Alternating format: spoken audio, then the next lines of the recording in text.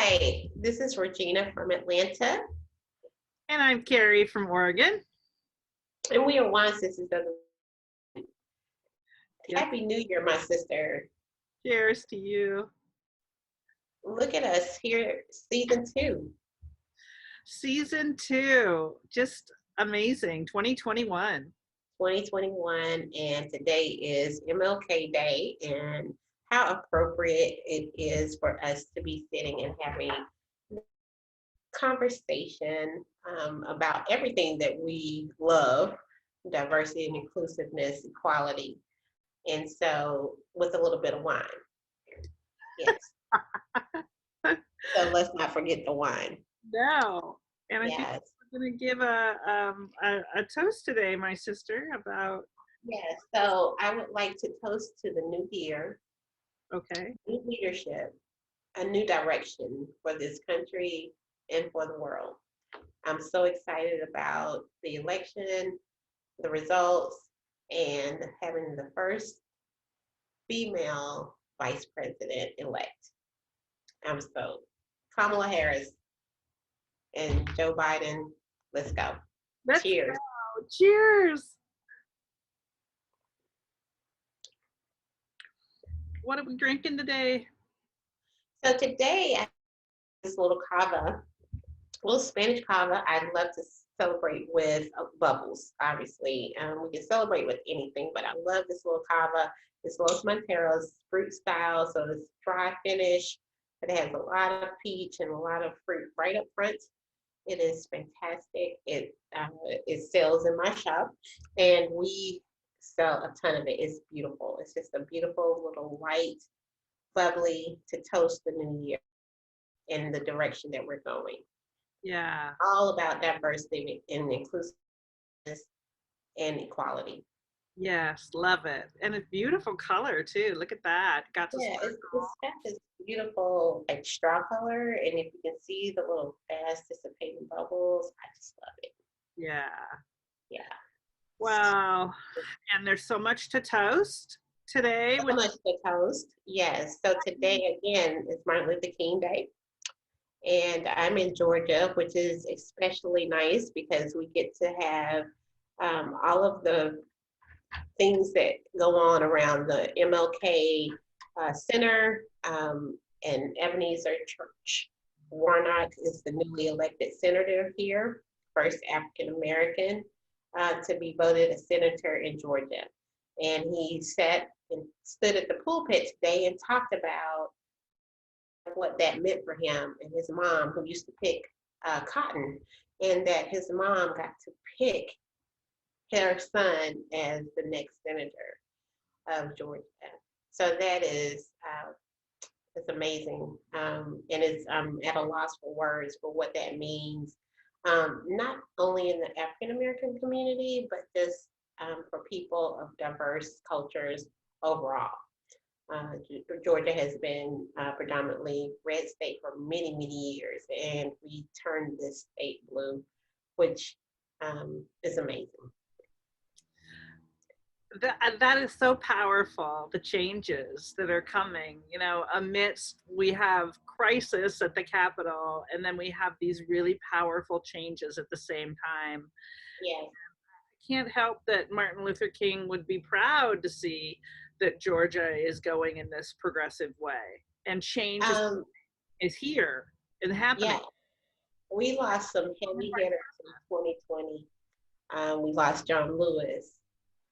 Um, and so John Lewis was the beacon. I mean, he was about voter registration and voter rights and equality amongst all people.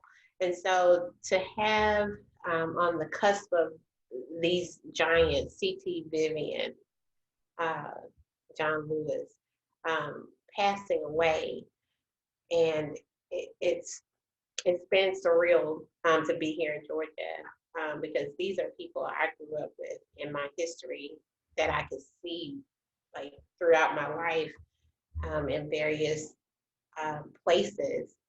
These are not people that are far away. These were people who I could see, physically see, doing work in the community and changing lives of not only African American people, but all people. And so, again, we lost some heavy hitters this year. And so the culmination of losing those people, the culmination of all of the protests and all of the what we went through in 2020, to end on a note of hope and just determination, just sheer grit, I think got us to where we are today. And I'm just really, really proud. My sorority sister, Kamala Harris, is going to be the first female vice president, and I could not be more proud. It makes my heart skip a beat, to think that this woman who graduated from Howard University, belongs to the same sorority that I belong to, has acquired and been able to get to this level. So it creates hope for young girls all over the world to say, hey, we can do this. Girls and boys. I mean, it's just, if you have a dream, you just have to continue to go for it. And so, with that being said, it just makes me so super proud. I couldn't be more proud, of what the end result of 2020, came to be. Ah, the power of shining the light on Yes. things that live. And, Yeah. yeah. And you actually had a chance to celebrate your Founders Day with your sorority and Yes. a chance to really congratulate Kamala herself, right? You had Mhm. that. Yes, we did. And that was phenomenal. It's just to know that it's that close. And so that means a lot for a lot of people, a lot of women, a lot of little girls out there who, can see this happening in their lifetime. We never thought we would see the first African American president. I can remember I was looking at a sitcom, that was, I don't know, this was in the 70s, and they were talking about, an American president, like that was just so like out of reach. And to actually see that happen in my lifetime is phenomenal. To have it see my dad see that in his lifetime, and my dad's 82 years old. So he grew up with a lot of, um, inequality. He grew up with, but he had a determination. There was nothing that he brought me up to know that there is nothing that I can't do. And And I'm, served his country. He served his country and showed you that. And your absolutely, he's my favorite veteran. yeah. Yes. And so, sister, as we go down this path, and we talk about diversity and inclusiveness and equality, um, in our world of wine. But we have to talk about these things that are going on in our world right now. So this is our conversation, and our, when I think back to season one, when we first sat down to have this conversation, I think we were like in the middle of riots, and we were just talking about the commonalities between us. And I think we've come full circle, to Yeah. know that through all of that, through a pandemic, through the protests, through the, civil unrest that we saw throughout this country, that people want to see change, and people want to have a more inclusive, diverse world. And that's why we are shining a light on diversity in the wine industry. And absolutely, I think in all of our hearts we carry that light of, wanting to shine light on those things that keep us moving forward and inspire us, you know like having the historic Harris win. That's something that motivates and inspires all of us. Like you said, little girls all across the world look at Yeah, her and think, I don't care what color they are, just any little yeah. and look at her and say, I could do that. She's She a girl. She's a girl like me. Yeah, she's just like me. And it doesn't matter what her color is. She doesn't matter what her race is. It doesn't matter. It's there are little girls all over the world that say, look, she can do it, I can do it. And Right. so that we've got to see more representation of what the world looks like in every corner.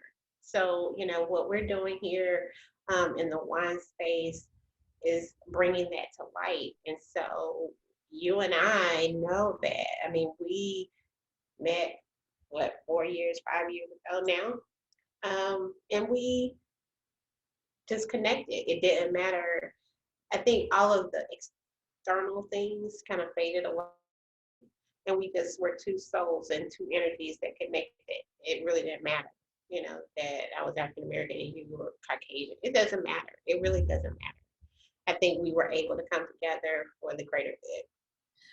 And commonalities, I think, the strength in what we're doing and the motivation that carries us forward is to show on our Wine Sisters Cheers for Change is the Hmm. commonalities in your everyday experience as a businesswoman, an African American businesswoman, in your wine store in Atlanta, and me, a white woman running my wine branding company in Oregon, and to highlight how many commonalities we have. We have Hmm. so many. And um, I think that really that goes up against, white nationalist hate and all of those things. If we could just remove the fear of trying to understand and trying to find commonalities with people, I think that would go a long way towards, you know, racism and things like that. It's that we don't understand things. It's People, all the isms. It's like all the isms. Like there's so many isms out there. We could get rid of the isms. Can we get rid of the isms? right, Because we're all the right, commonalities. yeah. So many, you know. There's so many commonalities with you and your everyday business day and me and my everyday business day. Hmm. Yeah. So we don't think about and I don't want to, diminish the fact that yes, I'm an African American woman. Right, Yes, and you're a Caucasian woman. Okay. So we got past that, right? right. Not a big deal. But what makes it so fantastic, the relationship, is that none of that matters because we have the same stuff going on.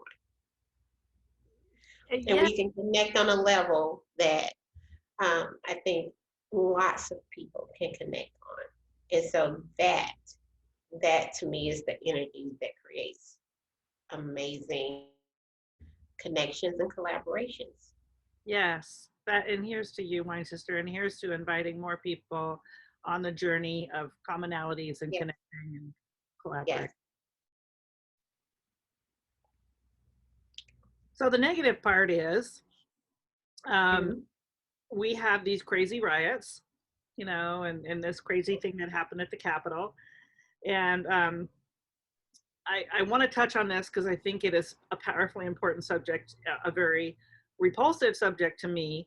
But the Mhm. Confederate flag being the person flying the Confederate flag in the Capitol. Tell me how that made you feel. Well, it's been a point of contention here in Georgia I mean, it's been a symbol of hate. A lot of people consider it just a part of history and that, you can't change history. But, and I can't speak for everyone, but it has been a symbol that has been put forward as a symbol of hate. And so when we see that, just like at Stone Mountain, they're looking to change that, and remove the Confederate flag. Confederate flags are looked as, a way to make a certain group of Georgia feel like inferior. It was something that was raised, um, again, as a symbol of hate and superiority. And so we have any symbols that promote unity. And so in the Old South, in Georgia, the Confederate flag is much discussion going on around that flag and what that means. And obviously, um, we've gone through several iterations of conversations to remove that flag as a part of our history because of what it stands for. Yeah. And I know that freedom of speech is important and everybody has to have an opinion, but there has to also be a line where that opinion turns into a form of hatred. And and the symbols of hatred, unfortunately, that flag has become a symbol of hatred and the abuse of African American people in our nation. Mhm. So yes, I hope that in our lifetime we see it abolished. I think we will. I think there is huge discussion to make that happen. Yes, I And action, not just discussion, but action to yeah, change the symbol. yeah.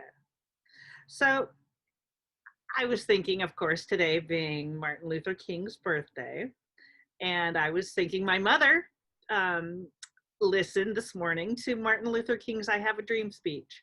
Yes, She looked it up and she listened to it because she just loves you, Regina, and she loves to I talk. love her more. And so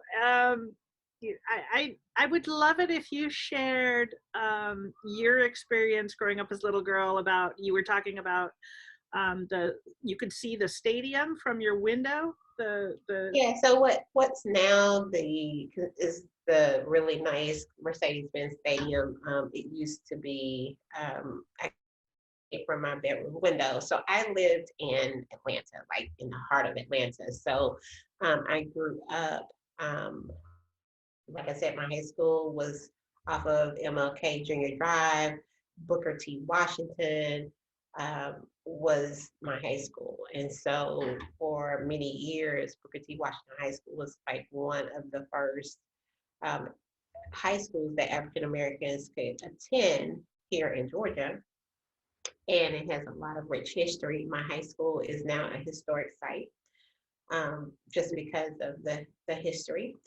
And, we have Frederick Douglass High School here. We have Benjamin E. Mays High School here in Atlanta. So all of these Atlanta public high schools, named after African Americans who have done great things in the civil rights movement.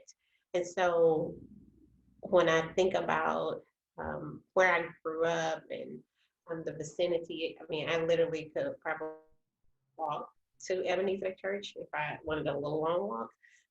And so all of this has been a part of my history. So I graduated from University of Georgia, which is predominantly white um, university.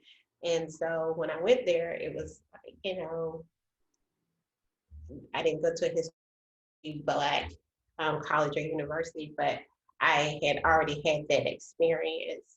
And so I was able to go to the University of Georgia and have a very rich college life there as well. So, I mean, I feel very blessed to have been born and raised here in Georgia, where I could see um, these African American civil rights leaders in person. Um, doing their thing on a regular basis. I went to school with the son of Julian Bond. And so, yeah. So I mean, I could actually see this work in action. So it had a profound effect on my life, and it gave me the strength to do anything and everything that I've ever wanted to do in my life, and without reservation. And so I never felt like the color of my skin would prevent me.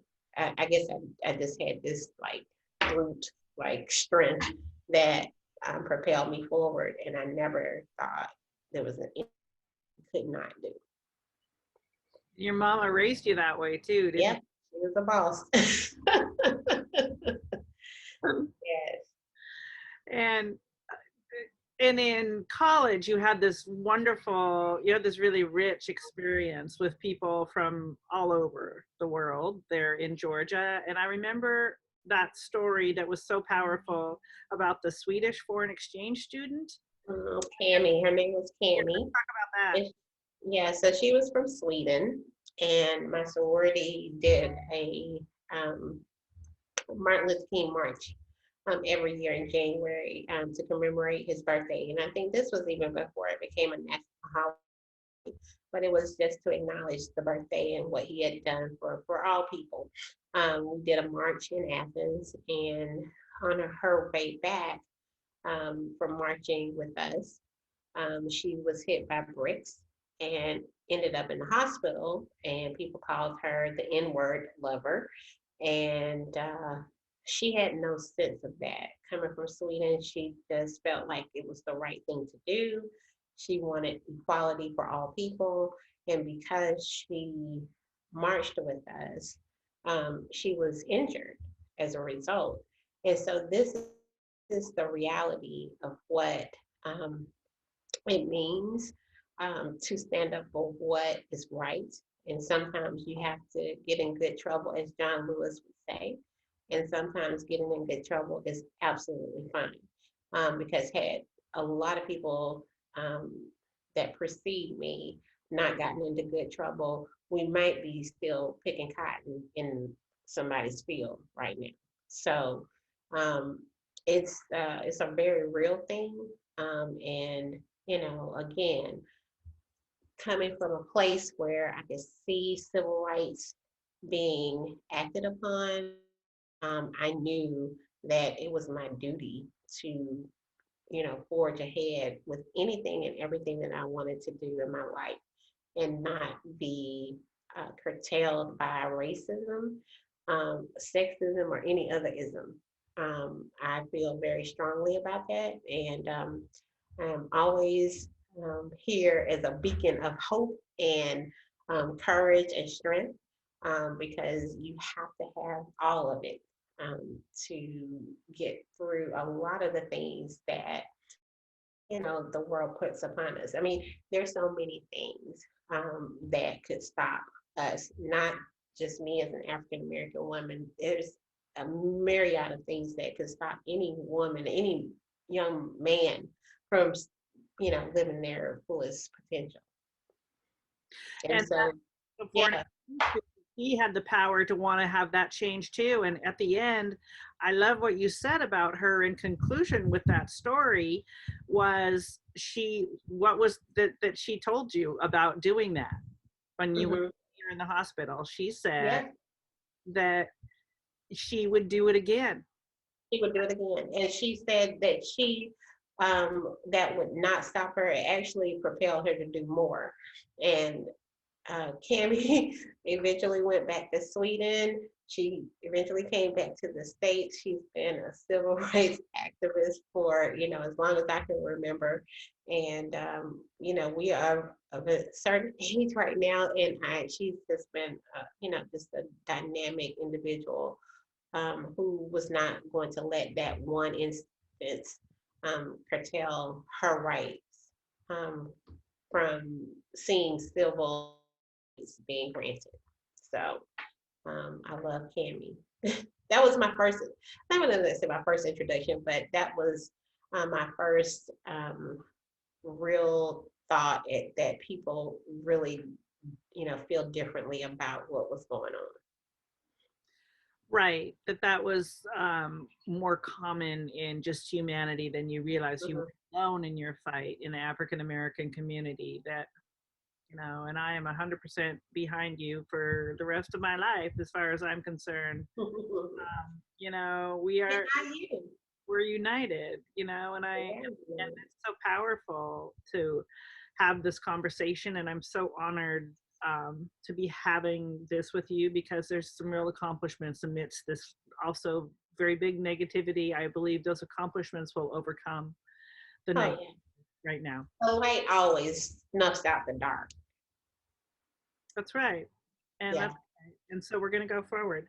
And we're going to go forward right now talking about the I Have a Dream speech. And in conclusion, I have a nice little wine here from a French winemaker named Thibaut Mandet. He, Oh, yum. yeah, and he was born and raised in Burgundy, in the Bourgogne. Okay. Yes, how was my I pronunciation? love burgundy. And he, for 20 years, worked for Kinsey Winery, which is now owned by the Jackson family. And Okay.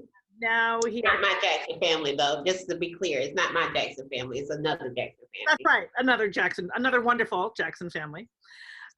Kendall Jackson, I think, was the original name of the Kendall Jackson Winery, and now they moved on to that from that. And it's now run by a woman, might I add, the widow of the original Jackson. Yes, very nice. So Thibaut is making his own wine now under the brand called Clos Griotte. Okay. And I love the bottle.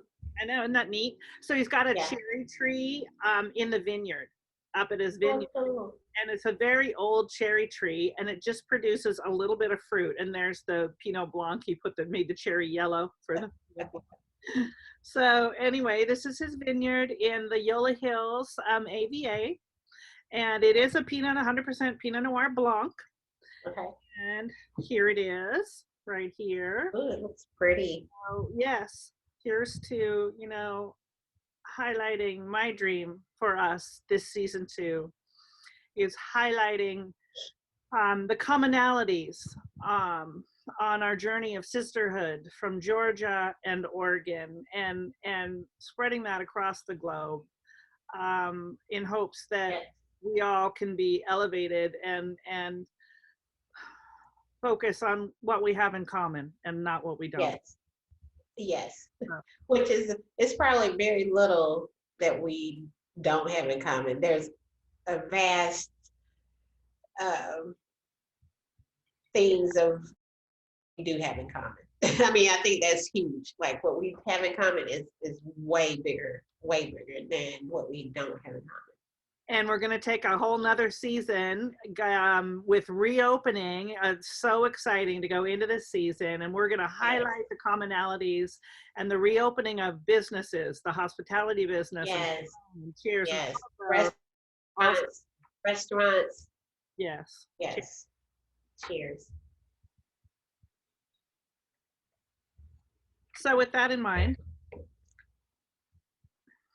we have a lot of exciting things coming up this season, don't we? We do. We actually do. And I just want to take a moment to say that what we have brought together as sisters, and I really do feel like. Are you going to make me cry? Yeah, I'm going to make you cry. Oh. It's going to be so far reaching. And just understanding that, we met, connected, and here we are so many years later, bringing that commonality and that connection to others and connected a lot of people. And, just understanding that the work that we've done, not just you and I, but all of these women, all of these diverse people in this space have done to get to where they are. And I think I'm just happy to be on this journey with you. And we will continue this thing till, hey, Oprah, Auntie Oprah. Yes. I'll be crying there too. Yes. All right, my wine sister, here is to season 2. Love you like a sister, my dear. Love you more. Cheers. Cheers.